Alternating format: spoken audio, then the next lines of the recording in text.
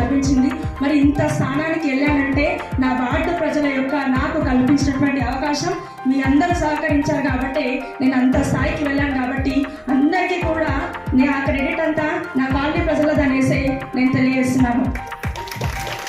సమయంలో మరి ఏ నాయకులు ముందుకు వచ్చారండి? ఒక్కసారి అడుగుతున్నారు. మరి కరోనా సమయంలో కూడా ప్రజలు కూడా పట్టించుకోవాలి కదా. మరి ఆ రోజు ఎక్కడ పోయిండు? ఆ రోజు లేని ఇప్పుడు ఎన్నికలు రాగానే బయటికి రావాల్సినటువంటి ఉద్దేశం ఏంటి? కేవలం వాళ్ళకు ఉన్నటువంటి ఆస్తులు కాపాడుకోవడానికి లేదా కబ్జాలు చేయడానికి మాత్రమే వాళ్ళు ఇక్కడ ఓట్ల కోసం వస్తున్నారు అనేది మనమందరం కూడా గుర్తించుకోవాలి.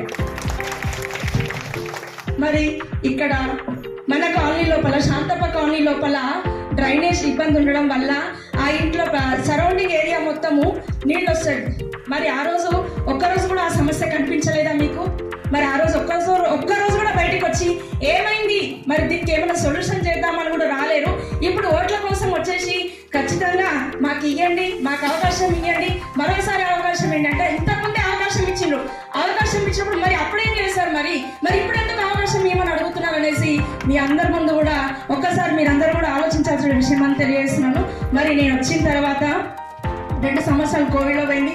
మరొక సంవత్సరం అధికార పక్షం యొక్క అంతర్గత పోరాటం వల్లనే ఇంకొక సంవత్సరం బడ్జెట్ లాస్ అయిపోయింది.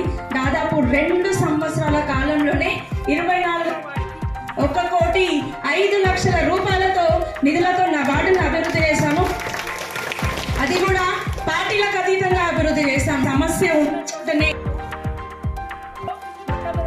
అక్కడే నేను ప్రియారిటీ ఇచ్చి నా కాలనీ సభ్యులకు అందరికీ కూడా నేను వెన్నెంబడే ఉండడం జరిగింది.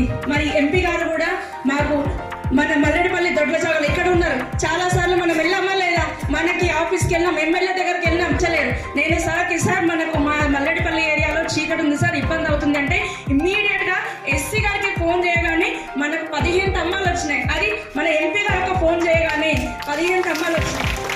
మరి అంతేకాకుండా నాపై నమ్మకంతో వాటికి 20 లక్షల నిధులను కూడా ఇచ్చారు. మరి అవి ఎక్కడైతే ఇబ్బందికరంగా ఉందో మరి వాటికి మాత్రమే ఉపయోగించడం జరిగింది.